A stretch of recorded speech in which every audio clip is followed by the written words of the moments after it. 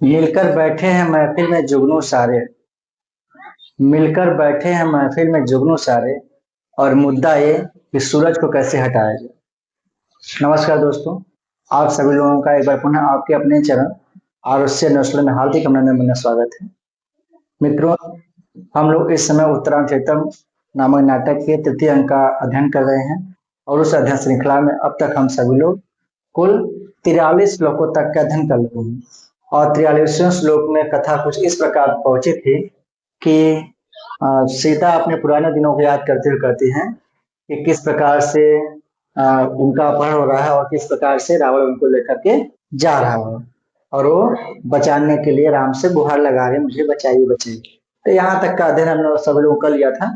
अब आइए आज की इस क्लास में इसके आगे के श्लोक का अध्ययन करते हैं और देखते हैं कि आगे क्या हुआ और क्या क्या वहां से संभावित प्रश्न बच सकते हैं परीक्षा उपयोगी, उसको हम लोग देखने का प्रयास करते हैं, समझते हैं। तो आगे सीता कहती हैं, सीता सभयम, भय के साथ, आर्यपुत्र तातो व्यापाद्यते, तात जटायु मारे जा रहे हैं, तस्मात परित्रायस्व परित्रायस्व, उनकी रक्षा कीजिए रक्षा कीजिए। अहम अपि अपनीय, अहम अपि अपनीय, मैं भी हरि जा रही हूँ, मेरा भी हरण हो रहा, मुझे भी रावण लेकर जा रहा है, मुझे भी बचाइए। ठीक है, तो राम कहते हैं सवेगम उत्थाय, वेग के साथ उड़ करके, आह पाप तात प्राण सीता पहाड़ी लंकापति कोई आशीषी। आह ये को सूचक अव्यय है।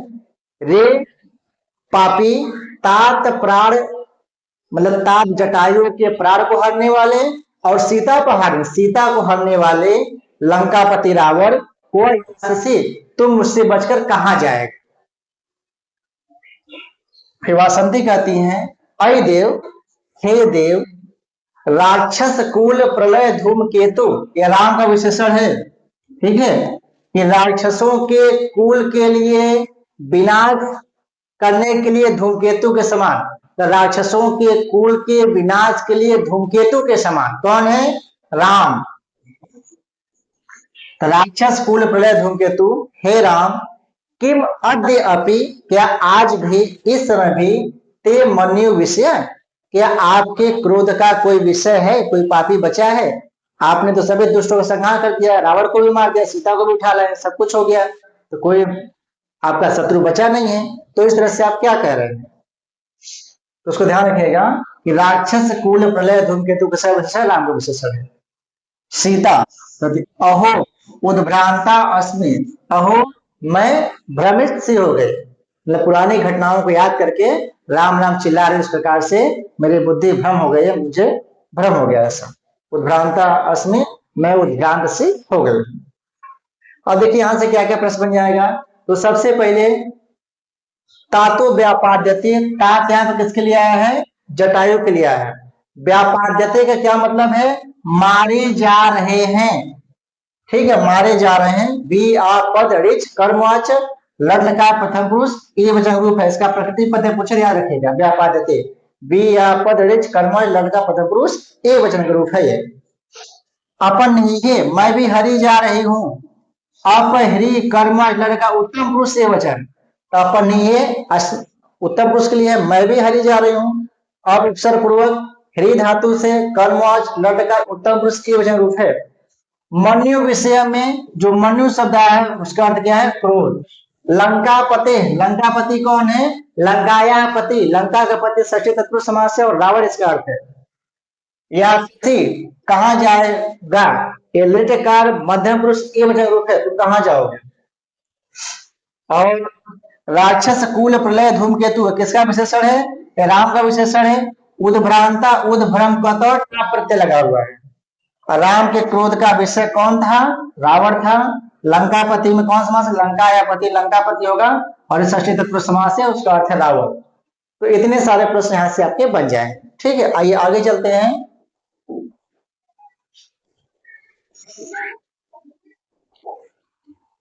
फिर आगे राम कहते हैं, अन्य अयम अधुना विपर्यो वर्तते, अन्य ये इस समय अन्य प्रकार का ही विपर्य था, परिवर्तन उत्पन्न हो गया है। अन्य एव अयम अधुना विपर्यो वर्तते। यह इसमें अन्य प्रकार का ही परिवर्तन या विपर्य दिखलाई पड़ रहा है, हो गया है। उपायानाम भावात, अनेक उपायों के होने पर अविरत विनोद व्यतिक्रय है, लगातार सुग्रीव हनुमान नल नील इत्यादि अनेक उपायों के होने पर जो मेरे मनोविनोद के कारण थे, ठीक है, विमर्दय और युद्ध में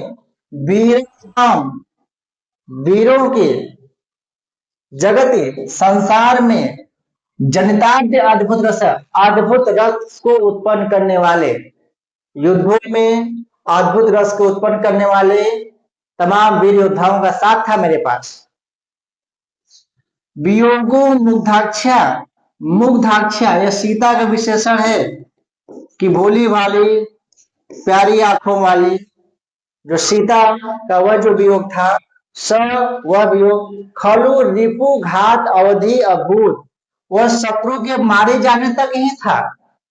खलुमान निश्चित रूप से रिपु घात, रिपु बने रावण, शत्रु के लिए आया है, शत्रु रावण के अवधि अभूत मारे जाने की अवधि तक ही वह वियोग था। सीता रावण का हर करके ले गया था, तो सीता को जब तक रावण को मार करके सीता को नहीं ले आते तभी तक वियोग था। लेकिन कटु बहुत कठोर, तो श्रीम सहयोग चुपचाप सहन करने वाला, निरअवधि और जिसकी कोई सीमा नहीं है, अवधि से परे अवधि से रहित असीम, तू प्रविलय, यह जो वियोग है असीम है, बहुत कठोर है और सीमा से परे है। ठीक है, तो राम उन पुरानी घटनाओं को याद करते हुए, पुरानी बातों को याद करते हुए कहते हैं कि इस समय अन्य प्रकार का ही विपर्य उत्पन्न हो गया, परिवर्तन उत्पन्न हो गया है, क्योंकि उस समय विनोद व्यतिक्रय है। मेरे मन को बहलाने के अनेक साधन थे, मन को बहलाने के अनेक साधनों के होते रहने पर, अब मन को बहलाने के अनेक साधन क्या थे, भाई सुग्रीव आदि की मित्रता थी, हनुमान जी थे, विश्वकर्मा पुत्र नल नील थे, जामवंत थे, ये सब के सब मनोविद साधन थे। सबके साथ रहने से उनको ज्यादा उतनी व्यग्रता नहीं होती थी, मन बहलता रहता था। और उपायों और सीता को प्राप्त करने के अनेक उपाय थे, सीता को ढूंढने के अनेक उपाय थे, तो उन सबसे राम युक्त थे। और विमर्दय युद्ध में, संसार में जनता के अद्भुत रस को आश्चर्यजनक उत्पन्न करने वाले वीरों के होते हुए उसमें अनेक वीर योद्धा उनके पास थे। मुग्धाक्षा सवियोग, मुग्धाक्षरी सीता का वह जो वियोग था, खलु निश्चित रूप से, रिपु घात अवधि अभूत, शत्रु के मारे जाने की अवधि तक ही था। जो अभूत है, अभूत यहां ले लेंगे लुंगकार प्रथम पुरुष एकवचन, शत्रु रावण के मारे जाने तक ही था। लेकिन यह जो वियोग है अयम तू प्रबल, लेकिन यह जो वियोग है कटु बहुत कठोर है, तो श्रीम सह्य चुपचाप सहन करने वाला है। मैं किससे बताऊं, क्योंकि भाई उसमें तो रावण हरकर ले गया था, तो राम का साथ देने वाले बहुत सारे लोग थे, लेकिन यहाँ पर तो सीता का राम ने खुद परित्याग कर दिया है, तो अपनी व्यथा अपने दुख किससे सुनाने जाए। ठीक है, किससे कहूं, किससे सुनाऊं, क्या करूं।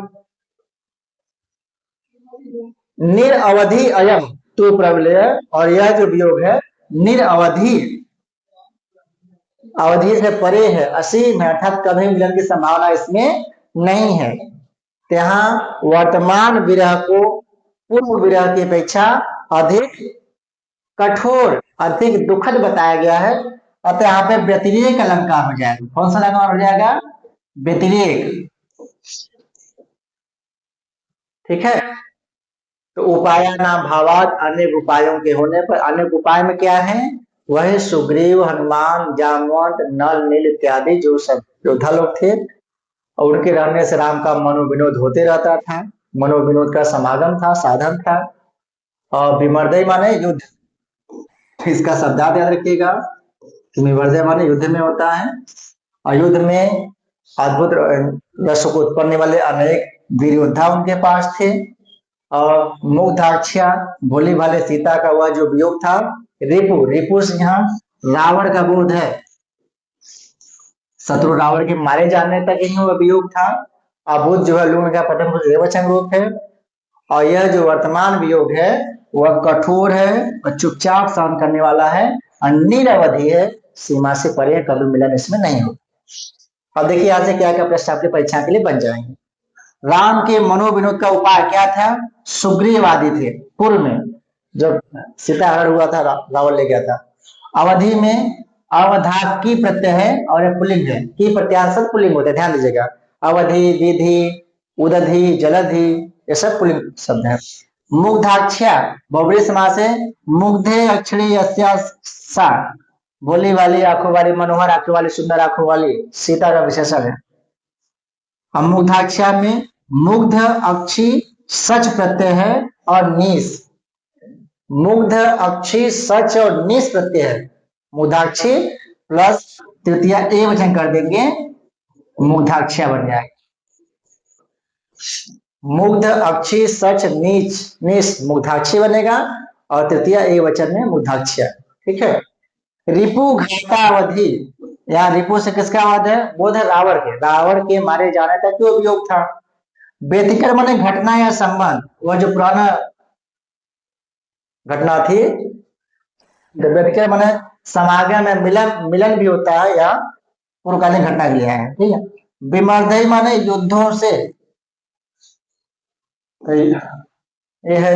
निरअवधि, निर्गत अवधि यश बहुब्रीहि समास से, निकल गया अवधि जिसमें से था, इसमें कोई अवधि कोई सीमा नहीं, असीम। तो निरवधि किसके लिए आया है? वर्तमान विरह के लिए आया है। सीता के पूर्व वियोग की सीमा क्या था? रावण वध तक। ठीक है। और अलंकार कौन सा है यहाँ पे? काबलिंग अलंकार है। जहां किसी कार्य का कार्य विद्यमान वो काबलिंग अलंकार होता है। ना पूर्व में मनोविनोद का कार्य क्या था? ये सभी उपाय, सुग्रीव इत्यादि हनुमान इत्यादि जो उपाय थे। और पूर्व वियोग की अपेक्षा नवीन वियोग को अधिक दुखद बताया गया था। व्यतिरेक अलंकार है अंतिम पक्ष में। ठीक है। ये तो इतने सभी प्रश्न आपके यहाँ से परीक्षा में बन जाएंगे।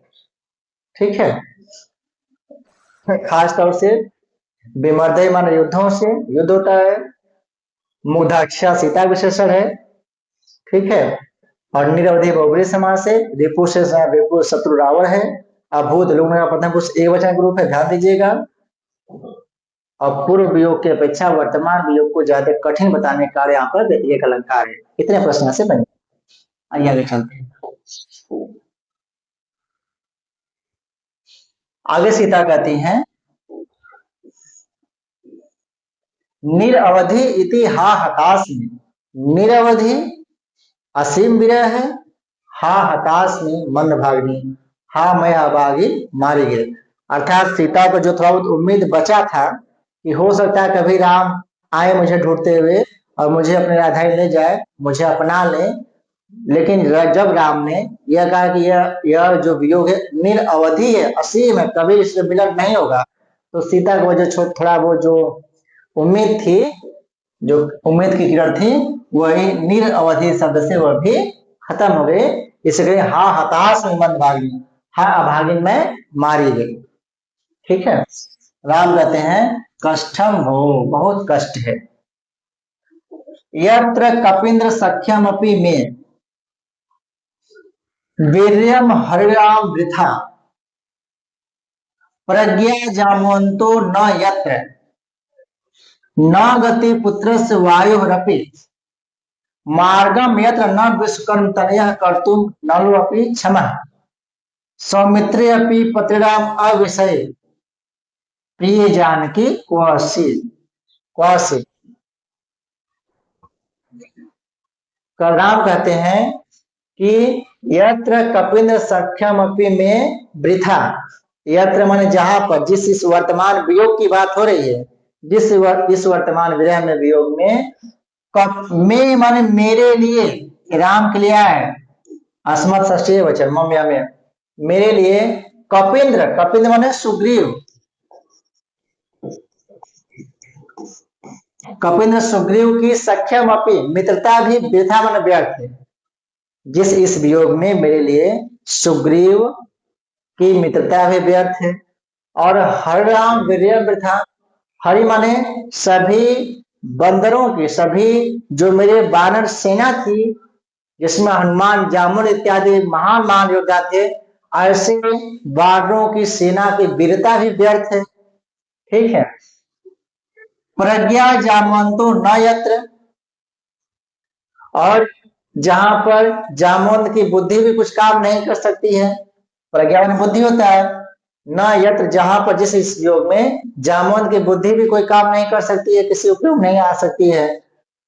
न गति पुत्र वायु अपी, वायु अपी पुत्र से हनुमान, वायु पुत्र कौन है? हनुमान। भाई हनुमान ने सीता खोजा था, तो जहां पे वायुपुत्र हनुमान की भी कोई गति नहीं है, वह भी मेरी कोई सहायता नहीं कर सकते हैं। मार्गम न यत्र विश्वकर्म तनया कर्तुम नलोपि क्षम, तब विश्वकर्म तनय, विश्वकर्मा के पुत्र नल, जो नल है, अभी वह नल भी मार्गम कर्तुम न क्षम, जहां पर मार्ग बनाने में समर्थ नहीं है। वहां पर तो सेतु पर मार्ग बना दिया था, पुल बना दिया था समुद्र पर, नल और नील मिलकर जो विश्वकर्मा के पुत्र थे, जिससे आसानी से वहां पहुंच गए थे राम अपनी सेना के साथ। लेकिन यहाँ पर वो उनकी वो भी भाई कोई मार्ग नहीं बना सकते कि सीता तक हम पहुंच जाए। तो वही कह रहे हैं कि विश्वकर्म तनया नलो अपी, विश्वकर्मा के पुत्र नल भी यत्र जहां पे मार्गम कर्तुम न क्षम, मार्ग जाने में जहां समर्थ नहीं है। और सौमित्री, सौमित्री में लक्ष्मण, सुमित्राया अपत्यम सौमित्रम होगा, लक्ष्मण लिया है।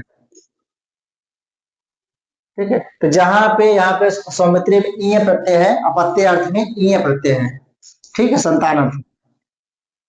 तो सुमित्रा के पुत्र लक्ष्मण के भी पत्रीराम अविषय, बाणों का अविषय बनी हुई, जहां लक्ष्मण के बाण भी नहीं पहुंच सकते हैं, मैं उससे मदद भी नहीं मांग सकता हूं, ऐसे लक्ष्मण के बाणों का अविषय बनी हुई प्रिय क्वासिते, हे प्रिय जानकी तुम कहां हो,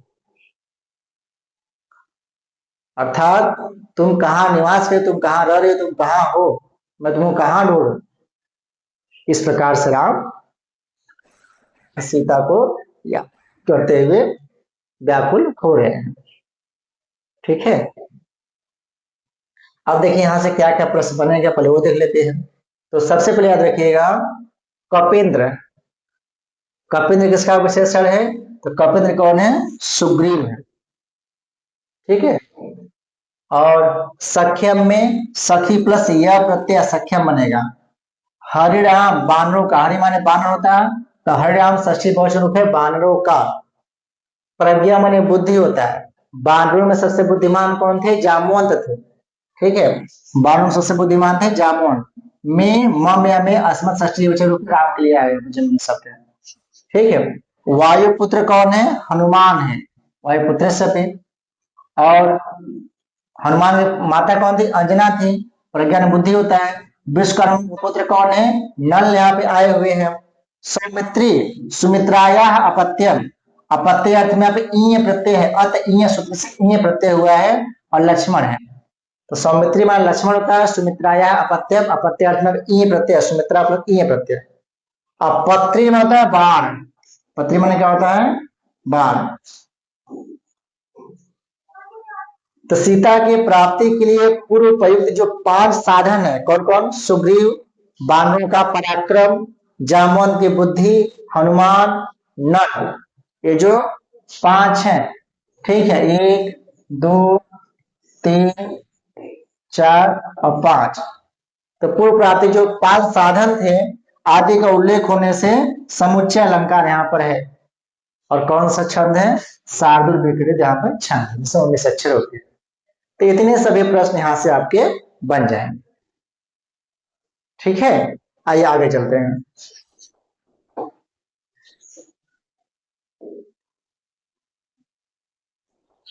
आगे सीता कहती हैं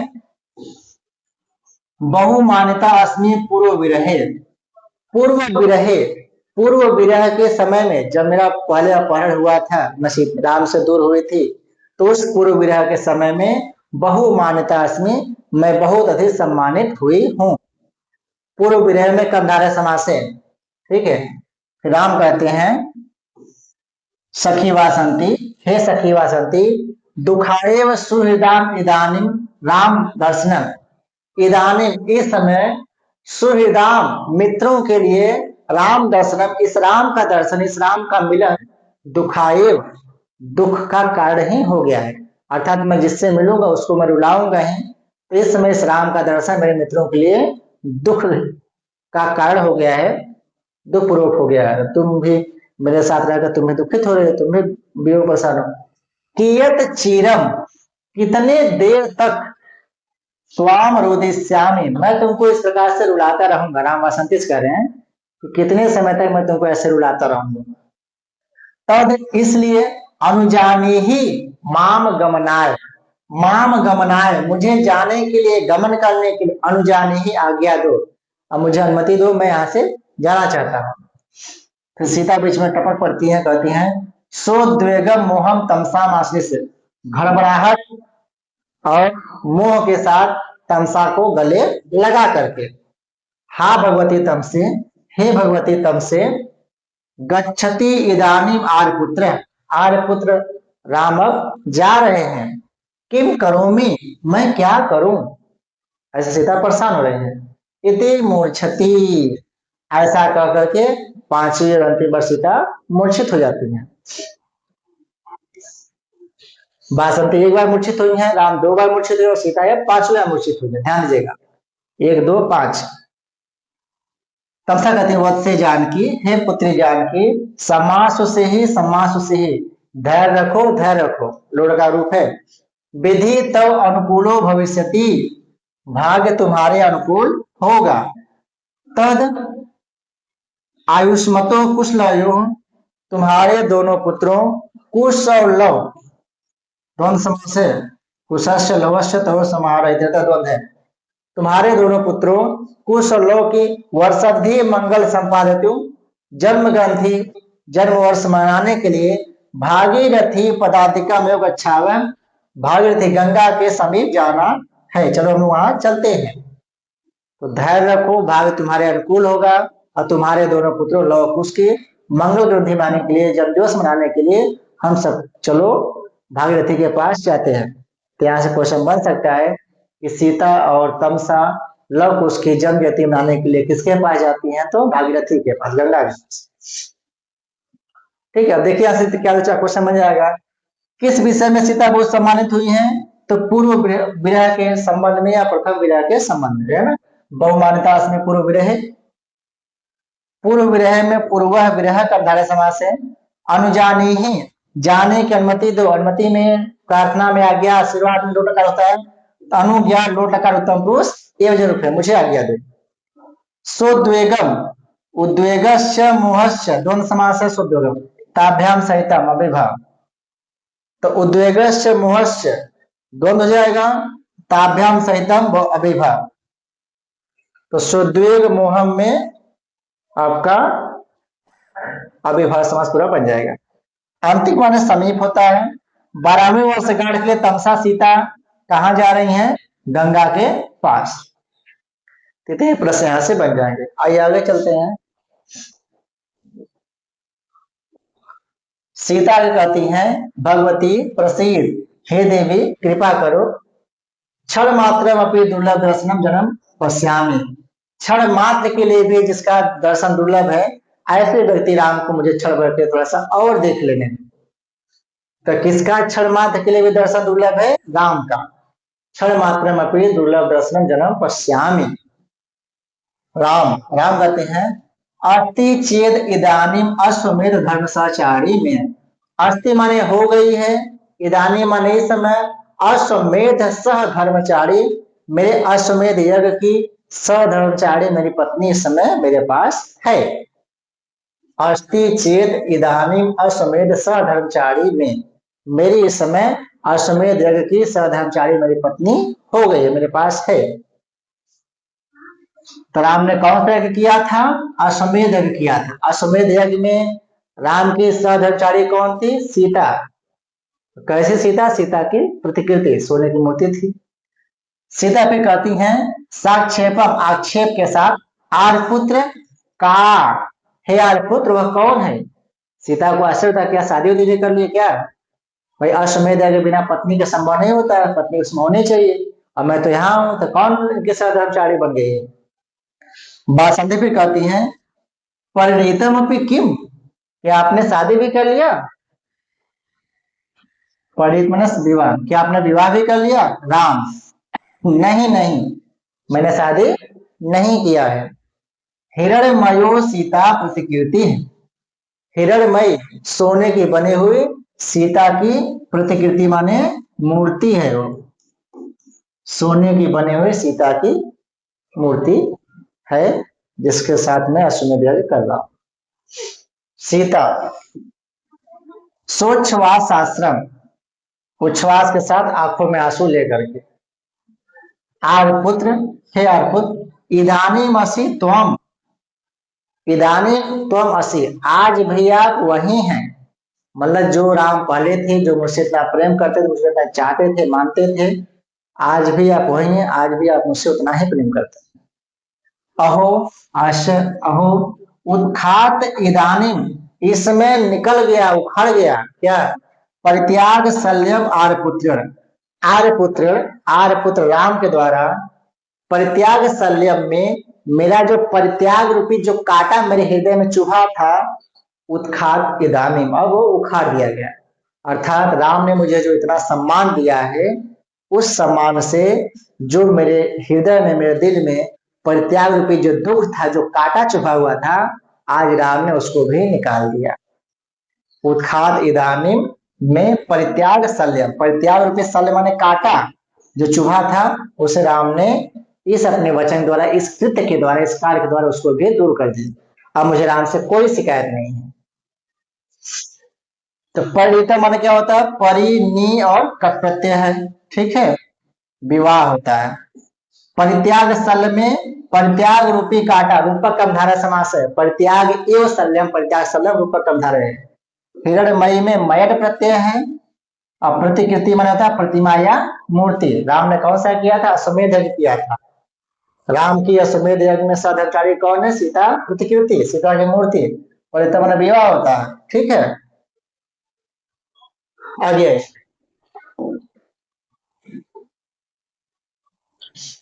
फिर आगे राम कहते हैं तत्रापि तावद वाष्प दिग्धम चक्षु विनोदयामि, तत्रापि उस मूर्ति में, उस सीता की हिरणमय मूर्ति में वाष्प दिग्धम चक्षु, वाष्प दिग्धम चक्षु, अश्रु से भरे हुए अपने नेत्रों, अश्रु पूरित नेत्रों को विनोदयामि, उसी में बहलाता हूँ, उसी से बात करता हूँ, उसी से अपना मनोविनोद करता हूँ। इससे सीता प्रतिकृति से। वाष्पदिग्धम चक्षु का विशेषण है वाष्पूरित अपने नेत्रों को, तत्रापि उस मूर्ति में विनोदयामि, बहलाता हूँ, ब्रह्म मनोविनोद करता हूँ। फिर सीता कहती हैं धन्या खलु सा, धन्या खलु सा, वह धन्य है। सा से किसका बोध है? सीता का, सीता की मूर्ति का, सीता की स्वर्णमय मूर्ति का बोध है, हो सकता है।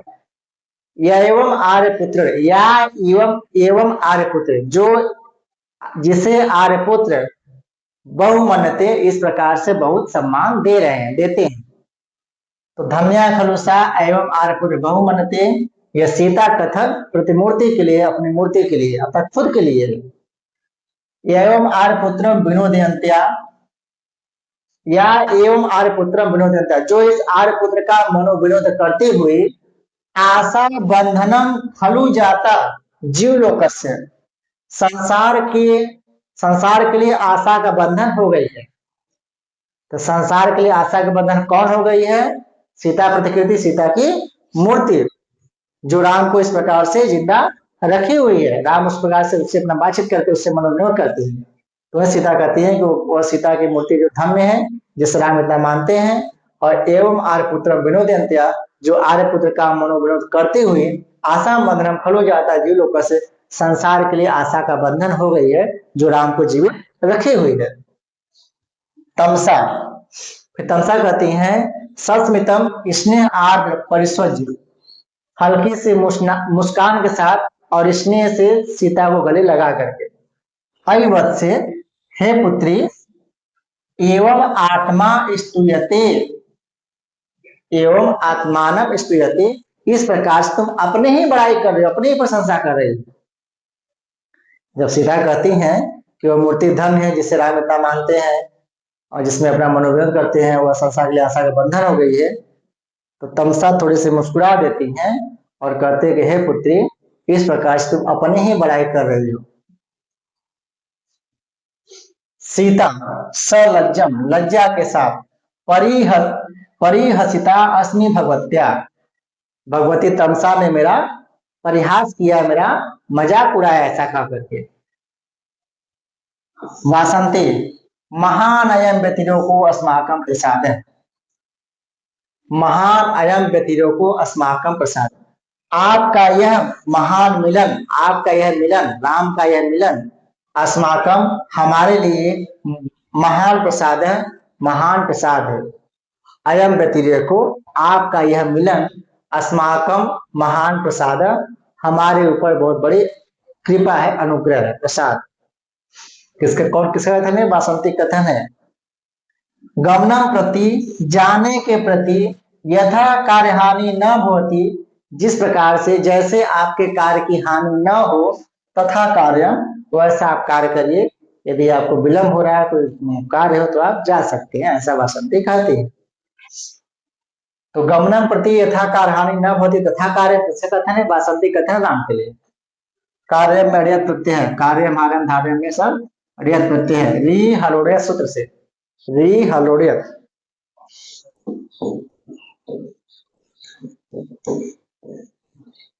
यह सूत्र होता है, इससे प्रत्यय हुआ है। राम कहते हैं तथास्तु, ठीक है। सीता कहती हैं प्रतिकूलम इदानी में सखी में वासंती संविता, मेरी सखी वासंती इसमें मेरे प्रतिकूल हो गई है, जो राम को इस प्रकार से जानने के लिए कह रही है। वत्से एहि गच्छाव, चलो चलते हैं। फिर यहाँ तमसा कहती हैं कि हे पुत्री चलो चलते हैं। फिर सीता, एवं कुर्वा, ठीक है ऐसा ही करते हैं, चलो चलते हैं। तो धन्या खलुसा किसके लिए है? सीता की मूर्ति के लिए है। स्तूयते, आत्मने पद लटकार प्रथम पुरुष एवं रूप है। व्यतिरेक माने समागम में मिलन होता है। कार्य में अड़ियत प्रत्यय है। इन्हीं में ई धातु डोड़ का मध्यम पुरुष एवं रूप है। कुर्वा लटकार उत्तम पुरुष द्विवचन, कर्म में कुर्वा कुर्वा लट उत्तम द्विवचन रूप है। ठीक है, तो कुछ प्रश्न यहाँ से हो जाएंगे। आइए आगे चल रहे हैं।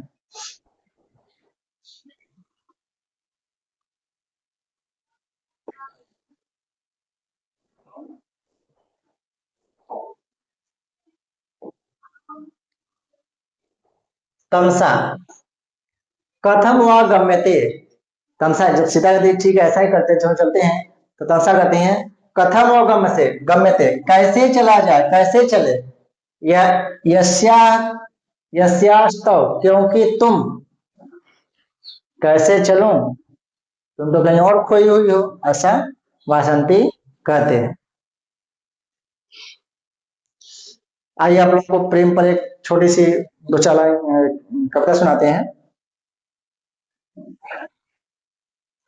कि इश्क से उलझने का क्या मतलब होता है, क्या उसका परिणाम होता है, इश्क से उलझने का। ठीक है, तो किसी ने कहा है कि सरे राह लाश के दो टुकड़े पड़े थे, सरे राह लाश के दो टुकड़े पड़े थे, सर इधर पड़ा था धर उधर पड़ा था, ताजा खून जो उस लाश से बह रहा था, ताजा खून जो उस लाश से बह रहा था, जमीन का वो हिस्सा जो उस खून से तर पड़ा था। पूछा किसी ने कौन बदबख्त है ये, पूछा किसी ने कौन बदबख्त है ये, और कौन सा जुर्म कर पड़ा था। पूछा किसी ने कौन बदबख्त है ये, और कौन सा जुर्म कर पड़ा था। कातिल पास खड़ा था, बोला इश्क हूं मैं, कातिल पास खड़ा था, बोला इश्क हूं मैं, ये मुझसे लड़ पड़ा, इसलिए इसकी यह दशा है। तो इसका यह अंजाम होता है, इसलिए सोच समझ कर करिए। आइए, तो तमसा कहती हैं कि हे पुत्री, मैं कैसे आगे चलूं, कैसे आगे बढ़ूं, क्योंकि तुम कहते हैं प्रत्युक्त एव दैते, प्रत्युक्त एव दैते, दैत माने प्रेमी होता है, दैता माने प्रेमिका होता है, ठीक है। प्रत्युक्त एव गड़े हुई सी हैं, दैते मन अपने प्रेमी है, तुम्हारी जो ये दोनों आंखें हैं अपने प्रियतम राम में गड़ी हुई सी हैं। तो प्रत्युक्त एव दैते में इसमें उत्प्रेक्षा अलंकार है, मानो तुम्हारी आंखें अपने प्रियतम राम में गड़ी हुई सी हैं। ये 2011 में या 13 में पूछा हुआ था, हिस्ट्री में। तीसरा दीर्घस चक्षुषा, और तुम अपनी आंखों को बड़ी बड़ी करके इस एकदम ललचाई नेत्रों से, प्यासी नेत्रों से, बड़ी बड़ी आंखों करके तुम अपने राम प्रीतम को देख रही हो, और तुम्हारी आंखें मानो उसमें गड़ी हुई सी हैं, तो कैसे चले। तीसरा दीर्घस्य चक्षुषा, दीर्घ माने बड़ी बड़ी आंखों से, तीसरा प्यासी आंखों से, ललचाई आंखों से, ठीक है, बड़ी बड़ी आंखें करके, चक्षुषा माने आंखों से, मर्म छेद उपमयी है, मर्म छेदोपमयी यत्न है, मर्म स्थल को बेधने वाले यत्नों के द्वारा, मर्म स्थल को छेदने वाले यत्नों के द्वारा सन्निकर्ष रुध्यति, जाने से रोका जा रहा है। अर्थात तुम्हारे, तुम तो कर रहे हो, चलो चलते हैं, लेकिन जो तुम्हारे नेत्र हैं अपने प्रियतम राम में इस प्रकार से गड़ी हुई हैं कि वहां से निकलने का नाम न ले रही हैं, तो कैसे चला जाए। इस प्रकार के नेत्रों से मर्म छेद उपमय यत्न है, मर्मस्थल को छेदने वाले यत्नों के द्वारा सन्निकर्षो निरुध्यते, जाने से रोका जा रहा है। अब देखिए यहां से क्या क्या प्रश्न बन जाएगा, बहुत फेमस है, छोटा श्लोक है लेकिन काफी कामगर है, और 46वां श्लोक है। तो प्रत्युत्तर से दैत्य उत्प्रेक्षा अलंकार है, दैत्य किसके लिए है, राम में।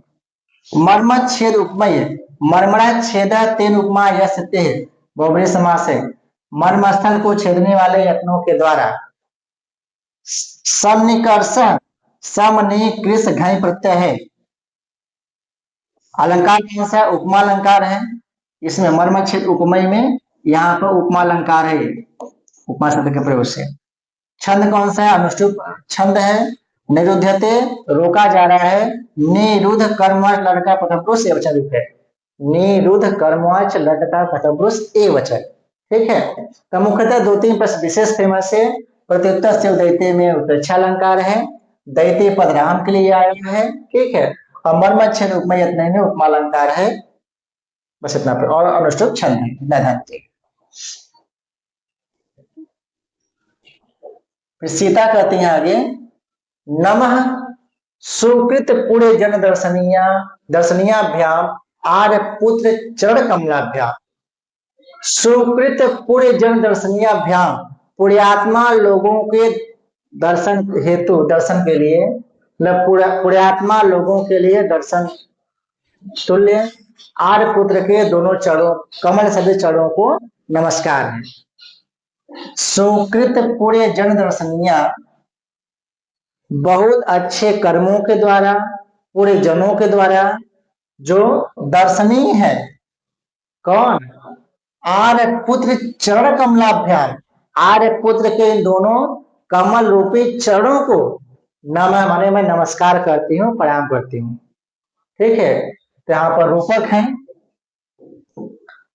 यहाँ पे दोनों राम के चरणों को कमल कमल कहा गया है, जो पुण्यात्मा लोगों द्वारा दर्शनीय है, ऐसे चरणों को नमस्कार है, प्रणाम करते हैं। इति मूर्छति, इस प्रकार से मूर्छित हो जाती है, अच्छे से पहले 4 बार होती है, अंतिम बार होती है 5वीं बार, इस प्रकार से मूर्छित हो जाती है। तब तमसा कहती हैं कि समास से ही, हे पुत्र ध्यान रखो, सीता आश्वस्य घोषणी आकर के, कियत चिरम हुआ मेघांतर पूर्णचंद्र दर्शनम, कितनी देर तक मेघांतर, मेघ से ढके हुए इस पूर्ण चंद्र का दर्शन हो सकेगा। कियत चिरम हुआ, अथवा कितनी देर तक, मेघांतर, मेघ से ढके हुए, इस पूर्ण चंद्र रूपी राम का दर्शन हो सकेगा। यहाँ ध्यान दीजिएगा, मेघ मेघ से ढकी, मेघ क्या है? जो इनका वियोग है, जो सीता का त्याग किया, जो दुख है, जो इस प्रकार सीता का त्याग कर दिया गया है, वो दुख रूपी बादल, इस परित्याग रूपी जो मेघ है, जो कभी जिसमें मिलन होगा ही नहीं, उस मेघ के में अचानक से थोड़े समय के राम रूपी जो चंद्रमा है, या पूरे चंद्र रोशन में राम लिया है, जो राम रूपी चंद्रमा है, वो पल भर के दिख तो गए हैं, लेकिन कब तक दिखेंगे? तो यहाँ पूरे चंद्र दर्शनम से राम के लिए आया है। मेघांत है, मेघ से ढका जो मेघ है, वो सीता ऊपर आया हुआ संकट है, ऐसे समझिएगा, जो वियोग है, जो असीम है। तमसा कहती हैं अहो संविधानकम, अहो विधाता की अद्भुत रचना है। अहो संविधानकम, अहो विधाता की अद्भुत रचना है। क्या? एको रसः करुण एव निमित्त भेदा, बहुत इंपॉर्टेंट है, कई बार परीक्षा पूछा गया, ध्यान रखिएगा। किसका कथन है? तमसा कथन है, ठीक है। किसका है? तमसा कथन, बड़ा लिखिए, तमसा का, ठीक। तो तमसा कथन है एको रस करुण निमित्त भेदा, रस वास्तव में एक ही होता है, निमित्त भेदा कारण भेद से भिन्न पृथक पृथक यूज रहते विवर्तन, वह पृथक पृथक भिन्न भिन्न रूपों में दिखलाई देता है, परिवर्तित होता है, बदलता रहता है, ठीक है। जिस प्रकार से आवर्त बुद्बुद तरंग मयान विकार है, जिस प्रकार से आवर्त माने भंवर, बुद्बुद माने वही तरंगे भंवरे, तरंगों और बुद्बुदों से युक्त, सॉरी, भंवर और बुद्बुदों से युक्त, तरंगों से युक्त, आदि विकारों से युक्त, नम्भो यथा शैलम, जल वास्तव में जल ही होता है, तत्समस्तम, वह संपूर्ण जल ही होता है, लेकिन उन परिस्थितियों में परिवर्तित होता है। कहने का भाव यह है कि जिस प्रकार से नम्भो यथा सलिलम, जल जल ही होता है, लेकिन जल ही विभिन्न परिस्थितियों में, कभी भंवर के रूप में, कभी बुदबुद के रूप में, बुलबुलों के रूप में, कभी तरंगों के रूप में परिवर्तित होता रहता है, दिखलाता रहता है, लेकिन वास्तव में वो क्या है? वह सब कुछ जल ही है, जल के विभिन्न रूप है। उसी प्रकार से एको रस करुण एव, रस वास्तव में एक ही है, और वह क्या है? करुण रस है। निमित्त भेदा, कारण भेद से, स्थिति भेद से, भिन्न भिन्न पृथक यूस रहते विवर्तन, वह भिन्न भिन्न श्रृंगार, वीर, हास्य इत्यादि रसों में दिखलाई देता है, परिवर्तित होता रहता है, लेकिन वास्तव में रस करुण ही है। जिस प्रकार से जल जल ही होता है, लेकिन वो कभी भंवर, कभी बुलबुलों तथा कभी तरंग के रूप में दिखलाई पड़ता है, परिवर्तित होता रहता है, ठीक है। तो इस श्लोक से यह भी पता चलता है कि भवभूति एकमात्र रस को मानने वाले हैं, और रस कौन सा है? करुण रस, ठीक है। और भवभूते ने उत्तराधितम के किस अंक में करुण रस की स्थापना की है? तृतीय अंक में। तृतीय अंक के किस श्लोक में? 47वें श्लोक में, ठीक है। और किसका कथन है? तमसा कथन है, इतना ध्यान रखिएगा। करुण रस की स्थापना 47वें श्लोक में तमसा द्वारा किया गया, ध्यान दीजिएगा। सुकृत पुण्य, सुकृतम पुण्यम यहित, बहुत बड़ा पुण्य है जिसका, बहुब्रीहि समास है। नमक योग में चरण कमलाभ्याम में यहाँ चतुर्थी विभक्ति का प्रयोग किया गया। मेघांतर, मेघस्य अंतरेण षष्ठी तत्पुरुष समास है। पूर्ण चंद्र, पूर्ण चंद्र कंधा समास है। संविधान का मन सुंदर रचना, समविधान ल्यूट और कर्ण प्रत्यय, संविधान का संविधान ल्यूट और कर्ण प्रत्यय है। विभाव के कारण ही करुण रस अन्य रसों का रूप ग्रहण करता है, ठीक है। निमित्त भेदा, आलम्बन उद्दीपन आदि कारणों के कारण, जैसा आलम्बन उद्दीपन होगा उसी प्रकार से अन्य रसों की उत्पत्ति होगी, लेकिन मूल में क्या होता है? करुण रस ही होता है। आवर्त बुद्बुद तरंगा, आवर्तस्य बुद्बुदस्य तरंगस्य, कौन समास है? द्वंद्व समास है। भिन्न भिन्न पृथक युग में अलंकार है, नम्भो यथा उपमा है। तो नम्भो यथा यहाँ पर उपमा है, ठीक है। और भिन्न पृथक पृथक जो रहते हैं यहाँ पर उत्प्रेक्षा अलंकार है, ठीक है। तो ये कुछ भवभूति विवर्तवादी कवि हैं। कैसे कवि हैं? विवर्तवादी कवि हैं, यहाँ से प्रश्न बन जाता है। तो भवभूति विवर्तवादी कवि हैं, नम्भो यथा उपमा अलंकार है, पृथक पृथक यु में आपको उत्प्रेक्षा अलंकार है, एको रस करो तमसा कथन है। भवभूति एक मात्र रस को मानने वाले, वो रस कौन सा? करु रस है। और भवभूति ने उत्तराजतंग तृतीय अंक के 47वें श्लोक में तमसा द्वारा कलुष की स्थापना करवाई है, ठीक है। और सुकृत पुण्य में बहुव्रीहि समास है। ये सभी को पूर्णचंद्र राम के लिए आया है, उसमें कमधाय समास है। संविधान का रचना होता है, ठीक है। ये सभी प्रश्न यहाँ से आपके बन जाएंगे। आइए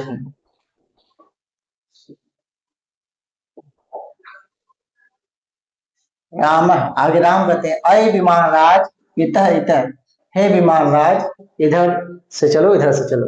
सर्वे उत्तिष्ठन्ति, सभी उठते हैं। तमसा वासन्ते, तमसा और वासंती सीतारामों प्रति, सीताराम के प्रति, ठीक है। तमसा वासंती दोनों सीताराम के प्रति मंगल कामना करती हैं। अवनी अमर सिंधु, अवनी माने पृथ्वी और अमर सिंधु गंगा, पृथ्वी और गंगा। शारदम अस्मद दुधापि, साथ में हम दोनों भी, मतलब तमसा और वासंती। तो पृथ्वी गंगा, ठीक है। तमसा और वासंती चार हो गए। अवनी अमर सिंधु, पृथ्वी और गंगा, शारदम माने साथ में, अस्मद दुधापि हम दोनों भी।